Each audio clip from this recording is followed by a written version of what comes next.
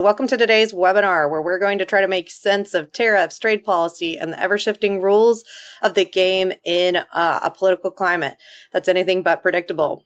From the aluminum to digital goods, de minimis to the beat, we're digging into what's happening, what might happen next, and how to read the tea leaves without losing your mind. Again, thank you for joining us today.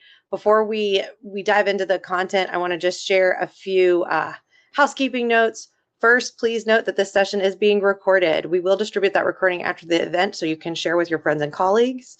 If you have any questions, please feel free to submit them in the Q&A tab, which is on your screen to the right. And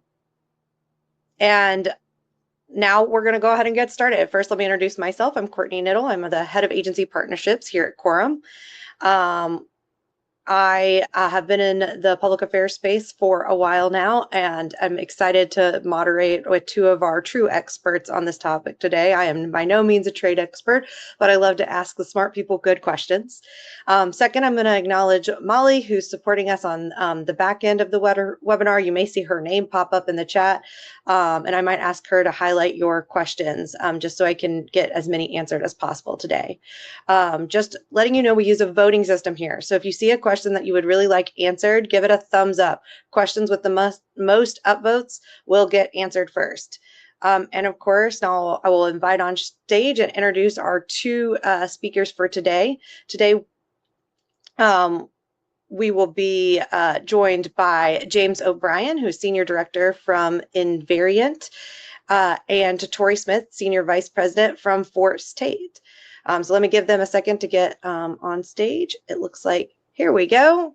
So we have with us James and Tori. So I'm going to pass things off over to you, James, to kick us off with introductions. And then once he finishes, Tori, you go ahead and jump right in.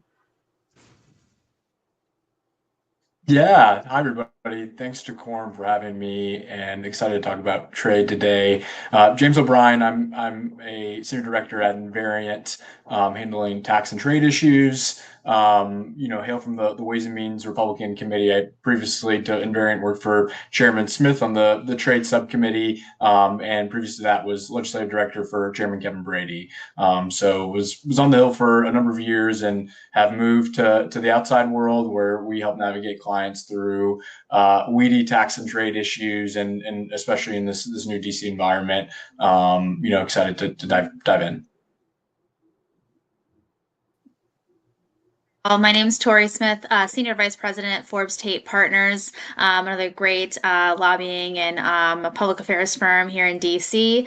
I've actually only been with Forbes Tate for a few months. I just came from the U.S. Senate, where I was tax and trade policy advisor for Senator Marsha Blackburn from Tennessee. Before that, I've been in the DC area about 10 years. My background is all in trade policy, mostly from the think tank space. So I spent about eight and a half years at a couple of different major economic policy think tanks specializing in trade. So very happy to be here with y'all. Thank you both so much for those introductions. As you can see, we've got a wealth of knowledge here to help us dig into this topic. So I'm going to kick things off with our first question, which is, what is the latest on U.S. tariffs, retaliatory tariffs by Canada and China, especially on aluminum, softwood lumber, and glass imports? Can states override U.S. federal tariffs like New York or California? And whoever is most ready to go, why don't you jump in there and answer that? Sure, I can start. Right now, we over the weekend we saw President Trump and the U.S. broker a kind of retaliatory peace agreement with China, lowering our top line rates from 145% to 30%, and which is broken up into different factions: a 10% reciprocal rate and a 20% IEEPA rate for fentanyl tariffs. We saw the Chinese also lower the temperature, and both sides agreed to pause the raising of tariffs for 90 days, which gets us to about August. A lot of the trade agenda right now is going to be focused towards finding bilateral trade agreements, as I'm sure everybody remembers April 2nd was reciprocal tariff day, and the Trump administration, imposed reciprocal tariffs on our trading partners. They, instituted a pause and kind of put a 10% baseline rate for countries, and are negotiating to avoid the increase at the end of the 90 days, which is around July. So the G7 is coming up in mid-June. So we're expecting and hopeful for trade agreements to be brokered then. The UK signed a framework FTA last week. We expect other countries like Israel, India, and Australia to hopefully get agreements next. NEC Hassett yesterday said that President Trump had 20 to 25 trade agreements ready to go when he gets back from his Middle East trip. So, kind of focusing on avoiding those reciprocal higher rates, and then kind of bilateral negotiations to stave off, July increases. Yeah, and maybe I can hit a little bit on the Canada-Mexico point, because I feel like that's the only area in terms of globally that maybe James didn't hit. So there's a little bit of a different situation with those two countries. While the rest of the world is facing a 10% baseline reciprocal tariff, Canada and Mexico have been subject to IEEPA tariffs regarding fentanyl at 25% generally across the board, and 10% for oil and gas. Now, products that are compliant under our trade agreement with Canada and Mexico, called the U.S. Mexico-Canada Agreement, or USMCA, you'll hear us call it that. So USMCA compliant products are generally exempt from those 25% tariffs. So that was one modification that the administration made after the initial rollout. There's also a variety of additional investigations that are ongoing within the administration. So these are under a law called Section 232, which is essentially the Commerce Department investigates whether or not imports threaten to impair U.S. national security. And those investigations can take up to 270 days. And so right now there are ongoing investigations on a variety of different sectors, but lumber, pharmaceuticals. They just also impose tariffs on autos and auto parts through that law. Steel and aluminum have tariffs imposed through that law. I'm probably missing some other investigations that are ongoing as well, but there are several. And so the treatment of those products is that right now they're not subject to the reciprocal tariffs, but they're either subject to 232 tariffs or will potentially be subject to 232 tariffs moving forward. So the second part of the question is on states' rights on this issue. No, the states cannot override the federal government when it comes to this tariff policy. So, that I think can probably be a frustrating and unfortunate thing, especially as a country that is very focused on federalism. But the Constitution gives the power to levy tariffs to Congress, and then Congress has delegated that authority to the executive. So that's kind of how the powers are falling through. Now, members of Congress have a voice, governors have a voice. Folks in the states, like I've heard of individuals that are the heads of like state economic development agencies, kind of speaking out and trying to influence the conversation. So you'll see a lot of that play out in terms of advocacy. Thank you so much for digging into those issues. So the next question, where we're getting some upvotes on, is: do you see the administration-led way of governing continuing, or that Congress will get back to normal course of business in the weeks, months ahead? That's a really good question. No, Go for it, James.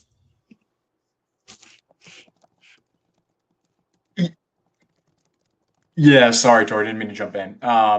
Yeah, great question. I expect the admin to continue to kind of lead the way on tariffs, raising and lowering them. Like I said, the 90-day deadline is a real one, and then China after in August. Congress kind of, I wouldn't say push back, but help set up an exclusion process, during the first Trump administration, and understand the novel use of our tariff authority the White House is currently using. I expect Senate Democrats and congressional Democrats to continue wanting to force the issue on tariffs, but Republicans to largely give room to President Trump to negotiate and lead a new world order on trade. Yeah, and you saw that even most recently, as early as this week, where the Senate Finance Committee held a hearing on trade and supply chains.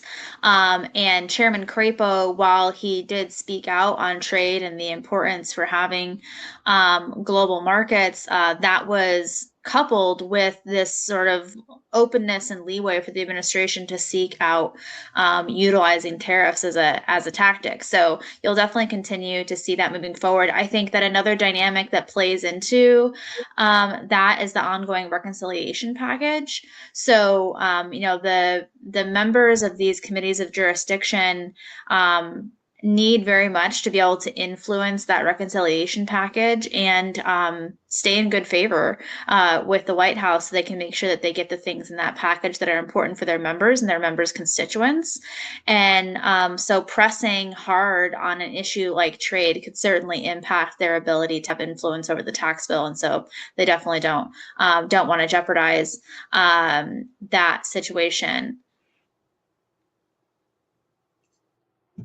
That's interesting insight. And just a quick plug for Quorum. If you missed that Senate Finance hearing and you're a Quorum subscriber, this is a great way to test out our Copilot and ask for a summary to complement what we just heard here. So I want to dive into our next question, which is, what is your view on the ability and timing of Congress to pull back presidential tariffs authorities such as IEEPA? Yeah, IEEPA is the International Emergency Economic Powers Act. So this is the law the president utilized to impose the 20% tariff on China, the 10% reciprocal tariffs, as well as the 25% and 10% tariffs on Canada and Mexico. This is the first time this law has ever been used to impose tariffs. So it's unprecedented, untested, and there were a couple of resolutions that were introduced in Congress to try to undo the national emergencies that led to the ability to impose these tariffs. And one of them passed the Senate, but is not going to end up coming up in the House. And the other one actually failed the Senate vote due to an attendance issue. So really not a substantial strong efforts in Congress to try to undo those actions. What's more interesting, though, actually, is what's happening in the courts on these IEEPA tariffs. This week, the U.S. Court of International Trade held its first oral arguments on its first case having to do with the use of these tariffs, and it'll be really interesting to follow that. It'll be a little bit of a long process because even when this court rules, there'll be appeals. There are other cases in the courts on similar questions. But it'll be a really good thing to watch to see if eventually this ends up getting to the Supreme Court and the Supreme Court makes a ruling. Yeah, that's interesting that you bring up that, because the next question I was going to pivot to, so James, you may want to use this in your answer, is like, how likely is SCOTUS to stop some of these moves? So kind of, if you want to expand a little bit there on the court aspect of this in regards to that IEEPA, that would be interesting. You can also pivot. You're the expert, but I just saw a number of upvotes on that SCOTUS question as Tori was speaking. Yeah, happy to take an attempt. I mean, by way of background, not a lawyer, but the way I understand the court's process is a case would have to lose for them to appeal to the Supreme Court to get accepted, and then the court would, of course, have to rule. There's open questions about what authority would be challenged. IEEPA, like Tori said, is a novel statute for Congress, and kind of dovetailing on what she said. A lot of the questions are around how you would repeal an emergency text. So, for example, you'd have to say that fentanyl isn't an emergency to roll back the current IEEPA tariffs, which I think Republicans would be happy to kind of have that debate. But everything that I've understand are trade law. It's really hard for a judge sitting in their chambers to tell the executive branch that what's happening is in fact not an emergency. They're the national security branch. They're the executive branch. They have the purview to take actions to protect national security. It's just for everything I understand, hard for a judge to want to overrule the admin in their position. I think the thing I would add here, sorry if I can. No, go ahead. Yeah, please do. The couple of things I would add here. One is that these court cases are not necessarily just challenging whether or not this is a justifiable national emergency under IEEPA. It's actually whether the use of tariffs is permitted under the law. And that is the question of whether or not that is an appropriate remedy for the emergency. And then on top of that, whether the scope of tariffs that have been put into place are also within the confines of the law as well. So it's a much deeper discussion. And in terms of process, so generally the court that has jurisdiction over trade issues, the domestic court that has jurisdiction over trade issues is, like I said, the U.S. Court of International Trade. There are a lot of other lawsuits in other courts throughout the country. Some of those may end up coming, there are petitions by the government to kind of bring those all together into the CIT rather than having all this litigation in different areas. But in terms of the case that's currently ongoing, the process would be, right now it's being heard by 3 judges during the case. Those judges will come to some sort of determination that will probably be over the course of the next couple of months. And then depending on the decision, either party could choose to appeal it. The general course of action from the CIT is that it would be appealed to the U.S. Court of Appeals. And then depending on the decision of that, the plaintiffs and the defendants could potentially file an additional appeal up to the Supreme Court should they choose. Now, there's also the option, depending on how the Court of International Trade rules, that the plaintiffs or the defendants can ask for that court to skip the U.S. Court of Appeals and go directly to the Supreme Court. And there is a previous case under the first Trump administration. There was a case where the administration increased the steel tariffs on Turkey from 25% to 50%. And this went through a series of litigations to figure out whether or not it was a legal action.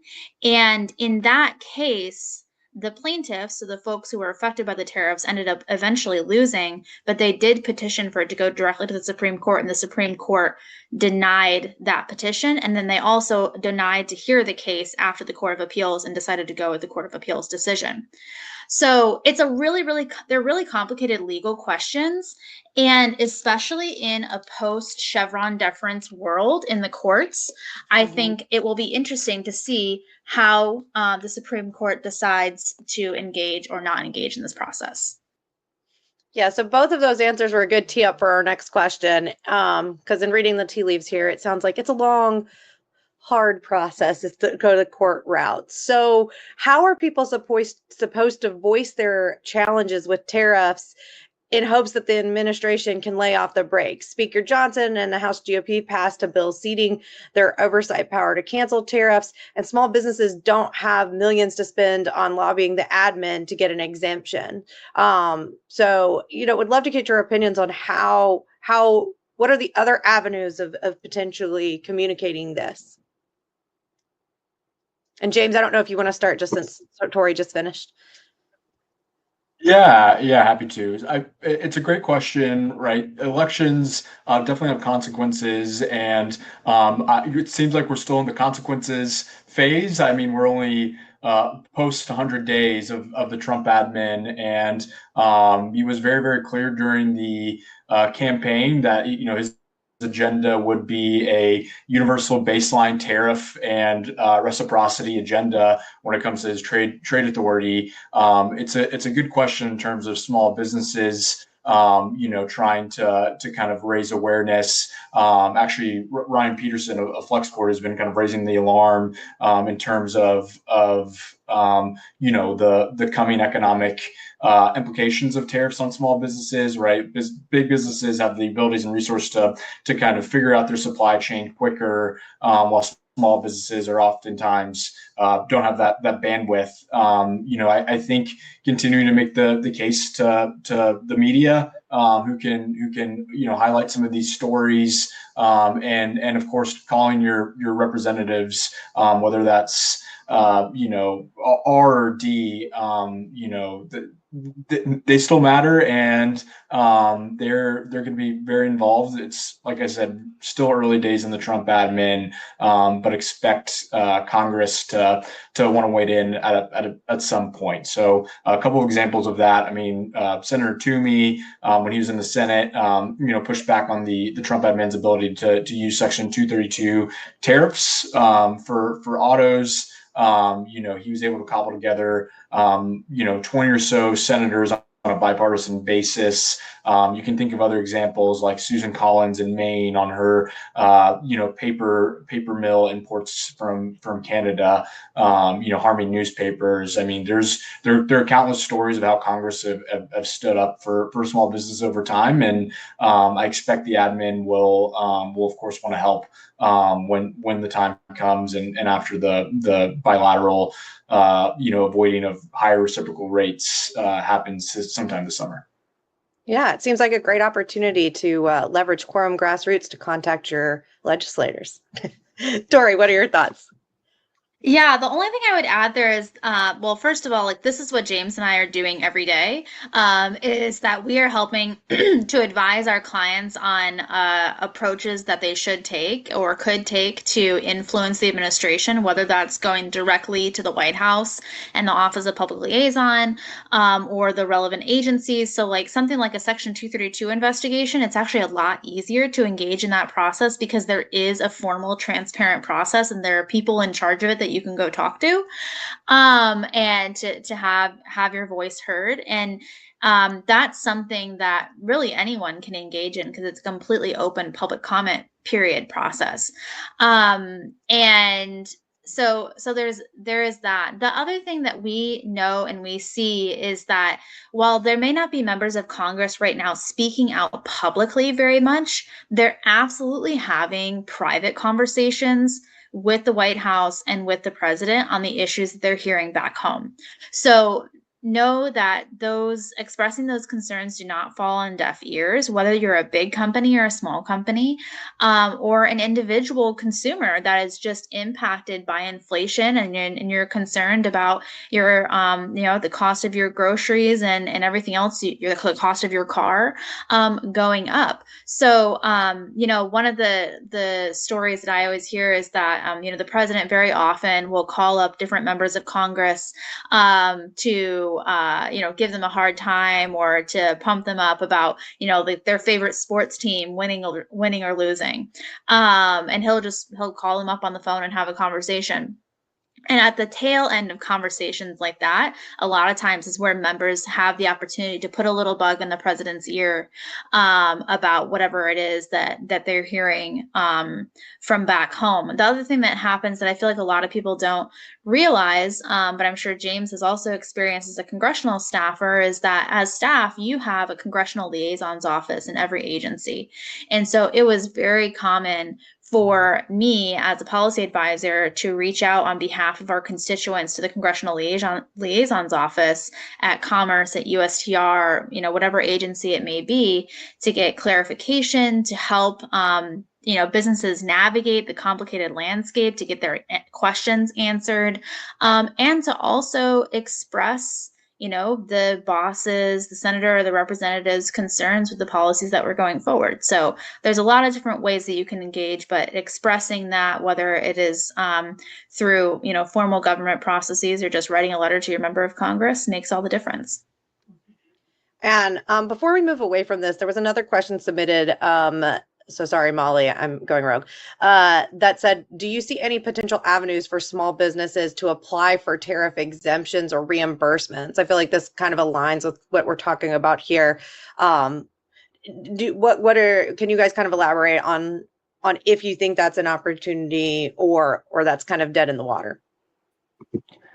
Yeah, like Tori said, I mean, never underestimate the ability of catching lightning in a bottle by contacting your representative. In terms of like small business exemptions or reimbursements, this is something the Trump admin looked at during his first term in office. The wording matters. Under the Small Business Administration, there's like a 500 less or 500 or less employee standard. And majority of businesses in the U.S. are small businesses. I think overwhelmingly higher than 90%.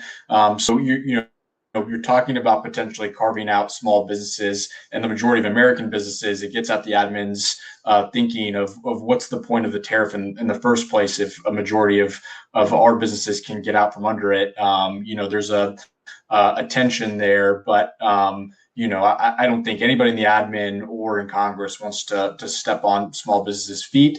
They are right now looking to reorient trade, and of course, with the focus being on increasing domestic manufacturing and more jobs for workers. The lens they're thinking through is a little bit different than just tariffs.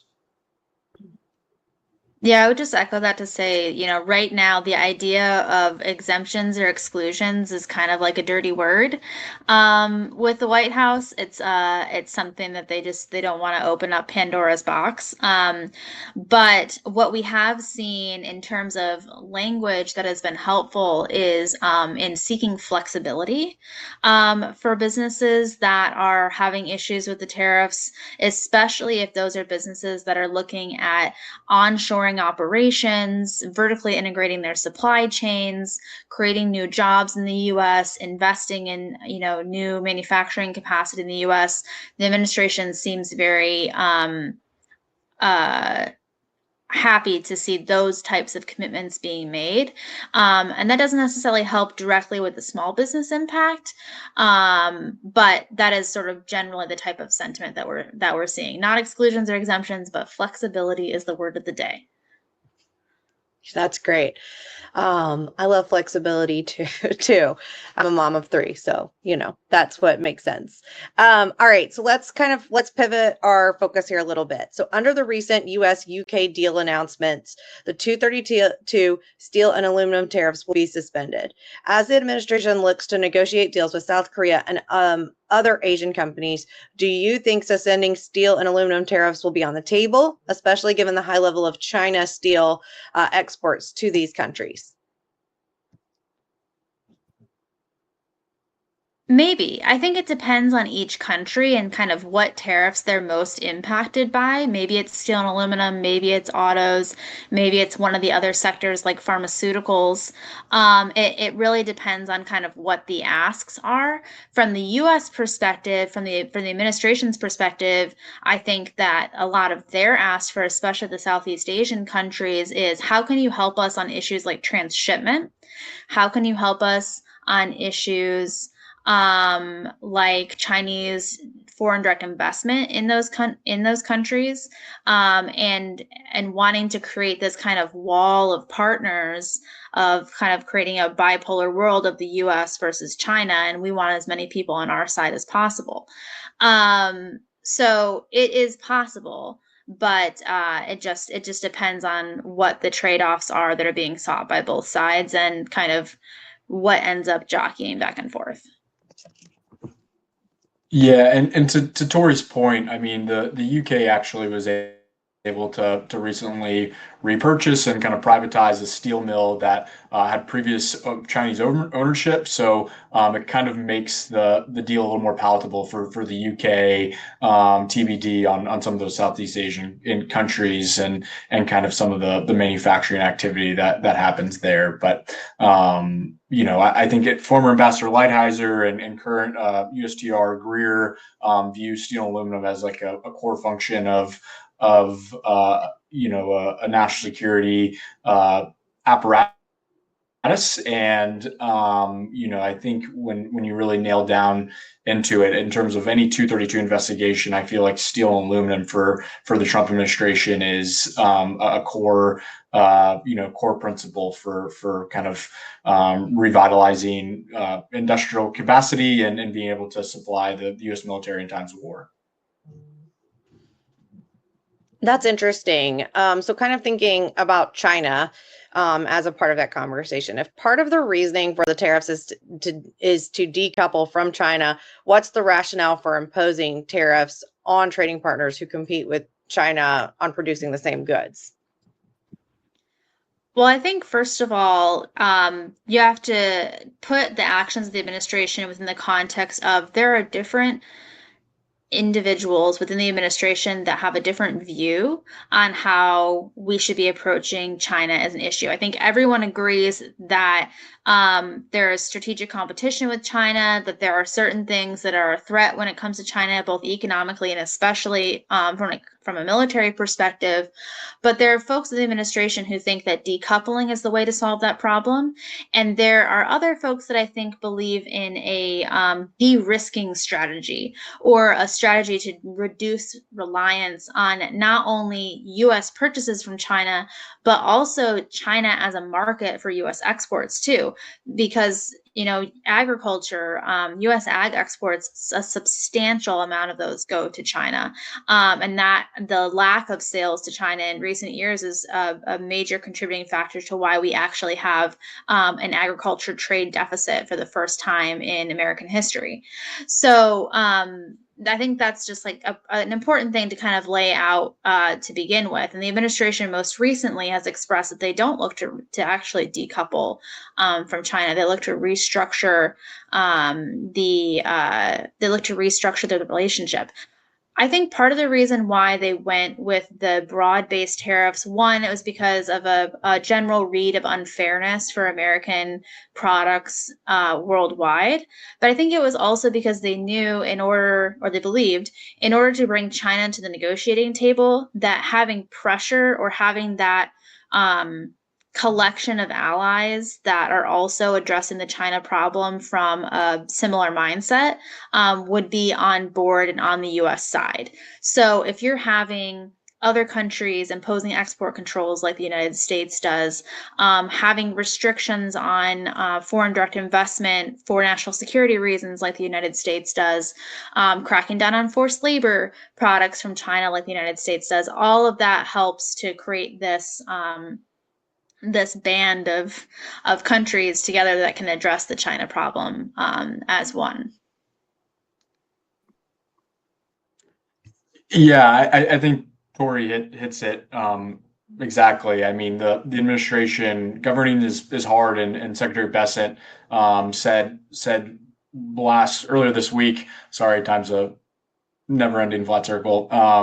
That he wants to do business in China. He wants U.S. companies to compete in China on a level playing field, which is a little bit different of a tune than we've heard. I think to Tori's point, if you kind of look throughout the cabinet, whether it's Secretary of Commerce Lutnick, NEC Hassett, Ambassador Greer, or Treasury Secretary Bessent, I think the universal feeling is that the U.S. WTO average bound tariff rate is too low, and it's hard to kind of incentivize more U.S.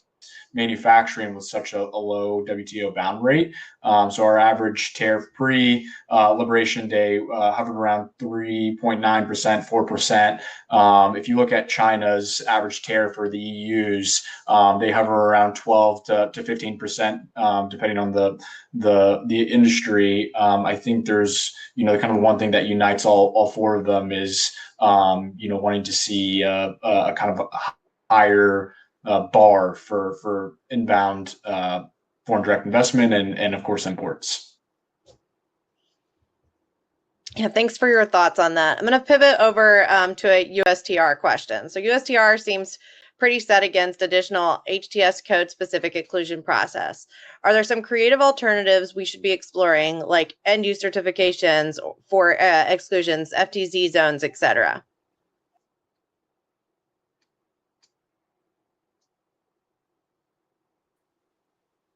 Happy to sort of take a first crack at that. I mean, I think that James and I probably would have the first disclaimer that would be the same here, and that is that we are not trade lawyers and we're not customs lawyers. And so, we also can't give legal advice in the context of this conversation.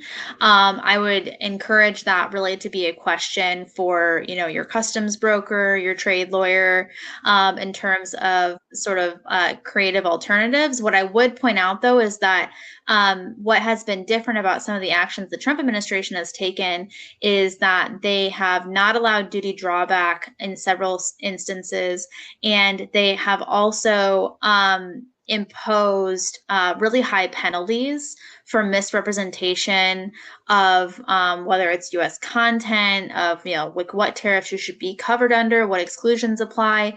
And so it's important to weigh all of those factors when you're making any decisions in your supply chains, because the penalties can be very, very high for making the wrong decision. Yeah, and I mean, to Tori's point, right? Duty drawback, revocation, and de minimis ending. I think the admin is inspecting all tools and programs that are available for importers, and anything that even looks remotely like you can get around a tariff is just going to be heavily scrutinized. So, what do you see as a path forward for advocating for U.S. FTZs? Yeah, I mean, FTZs are from the Trade Act of 1930. They're predominantly used as a tool to increase U.S. manufacturing, or so was the thought of its inception. Industries like oil and gas, auto, small businesses use FTZs at high rates. I actually think Texas is one of the highest FTZ zones with over 40 or close to 40. I think reminding Congress of their role as it comes to regulating FTZs. CBP is in charge of ports of entries.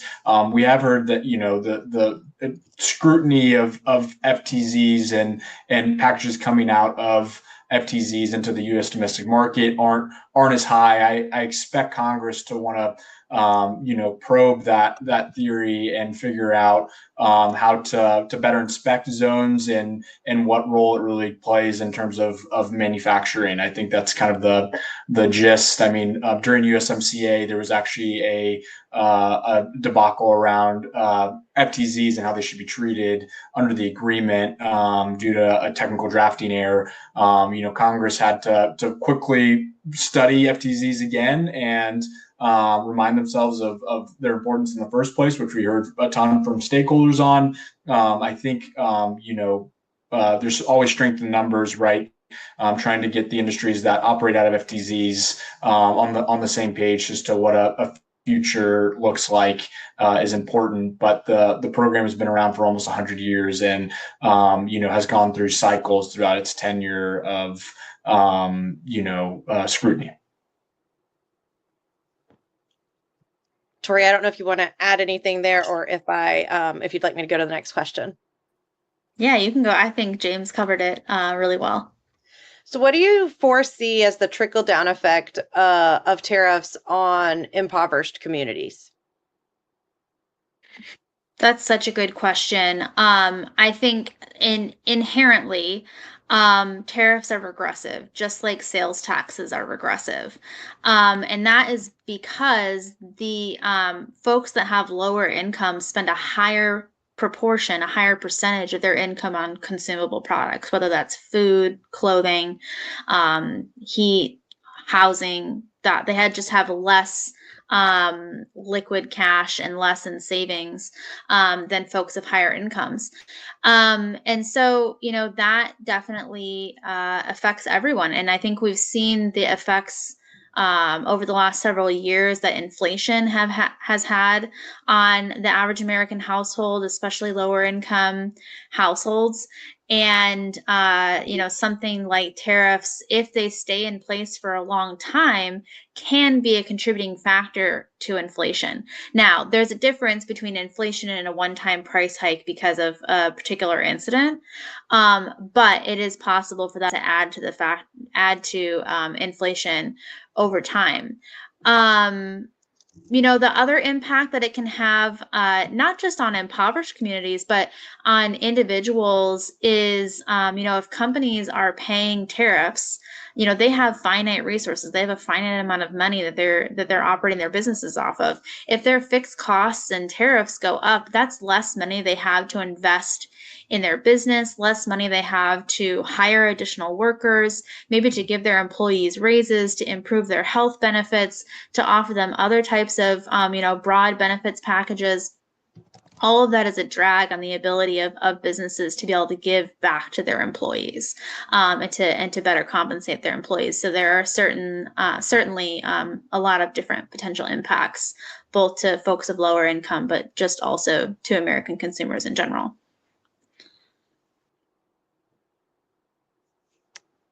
James, would you like to add anything there?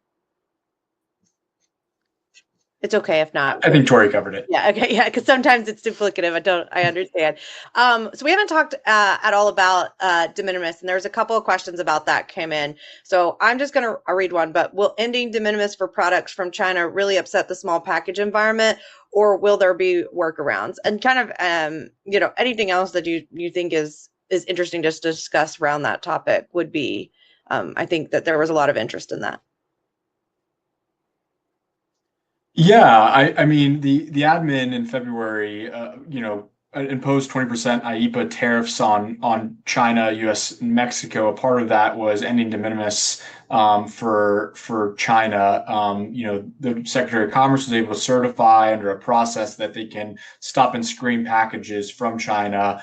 And as of May 2nd, have started that process. Right now, it remains to be seeing kind of where our de minimis policy is going. I think the direction the admin would like to go is to clamp down as the program as a whole. I think they see it as a national security issue in terms of inspection of small packages that might be, finding workarounds from things like forced labor, IP violations, or drug evasion. I think there's a new level of scrutiny that has kind of whiplashed from 2015 and TIFTIA, which raised the threshold. So I think right now, I see continuing clamp down de minimis around the world. Companies like Shein and Temu, I think have shown them to be flexible in terms of outsourcing out of China and setting up new locations to operate. I think there'll continue to be scrutiny there, but at one other interesting thing to note, a part of the House Republican reconciliation package that just passed the Ways and Means Committee was a provision to end de minimis use. I expect the Senate, Chairman Crapo, to study that provision carefully, but it seems like the direction is going against having the de minimis program stay around. I think the only thing that I would add there is just, I worked on this issue with Senator Blackburn, and she actually introduced a bill called the Denied Act that would create a denied parties list for companies and entities that have violated U.S. laws regarding fentanyl, forced labor, counterfeits from utilizing the de minimis process. And so, it's important to address the bad actors, and so that they don't abuse the process. But it's also important to remember why we have this process to begin with. And that is because it is incredibly costly and time consuming to fully review all of the packages that come into the country every day. And a lot of these, like the majority of these things are following the law. I mean, it's you buying a t-shirt from Argentina, you know. It also affects people who are flying from another country. So if I travel to Europe and I, you know, buy a purse from Longchamp and I bring it back with me, I don't have to pay duty on that as long as it's under $800 when I come back to the States. The flip side is that if we completely got rid of de minimis, when I come back from France, it would be holding up customs lines and holding up the customs process, because I would have to go through, declare that item, pay the duty on it, which you can't do by credit card. You have to do it by cash or by check. And so all of that slows down processes that we don't even think about. The other thing that in terms of, you know, things for Congress to take into consideration and the administration to take into consideration is that, you know, when you have a de minimis package that's being delivered to an end user, in Canada, what they do is they collect the tariff when they deliver the package to your house.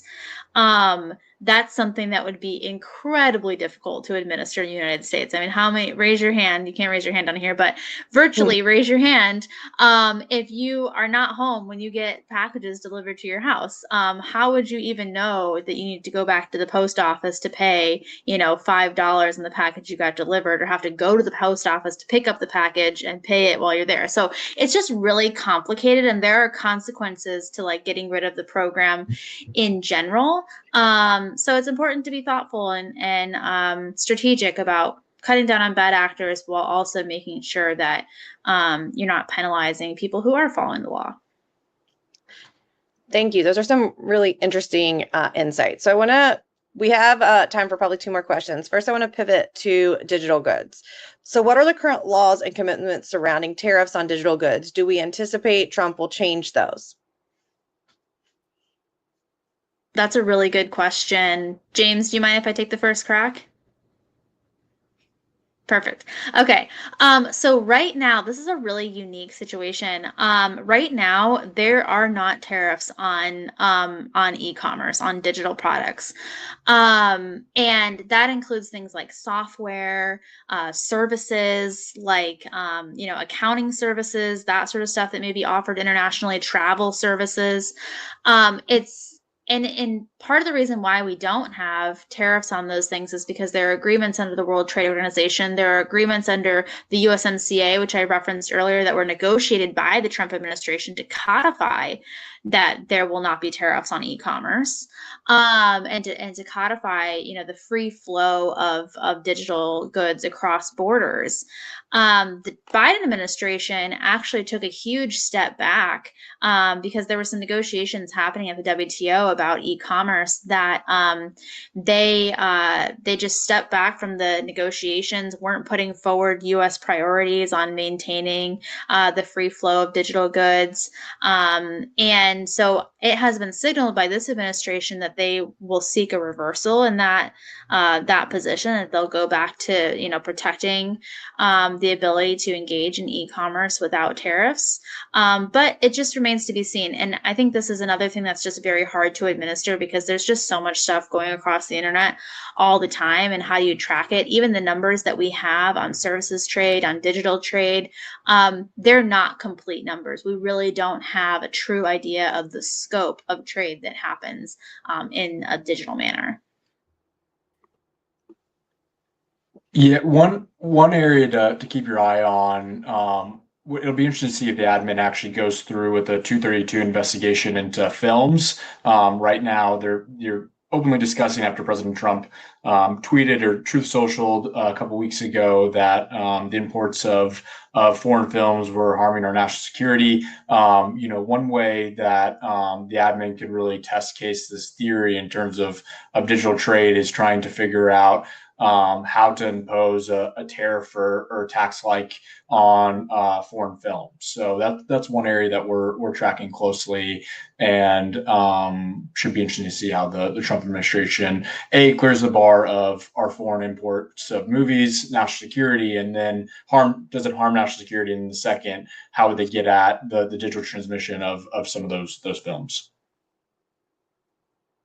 Very interesting. I know we're all probably participating in that market, so that impacts everyone at every level. So we have about 9 minutes left in our conversation today. So we've been trying to read the tea leaves. Now let's get out your crystal ball. Here's a question submitted that was like 6 months from now. Do you think we're largely looking at a 10% tariff on most countries with similar type of reciprocal tariffs, or what are kind of maybe the things we should be watching or looking ahead for, whether coming from the administration or from Congress? So I'm giving you a little bit more open-endedness as you guys read the tarot cards for us.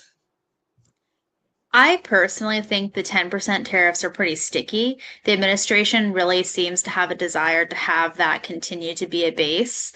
And so I would anticipate those will stick around. Now, that's in the 6 month term. If you look into a longer term of like 18 months to 2 years, you could have these court cases that I mentioned earlier coming to more complete decisions, and that could impact the treatment of whether or not these tariffs can remain in place. But yeah, I think that keeping the 10% is a large part of the U.S. negotiating position.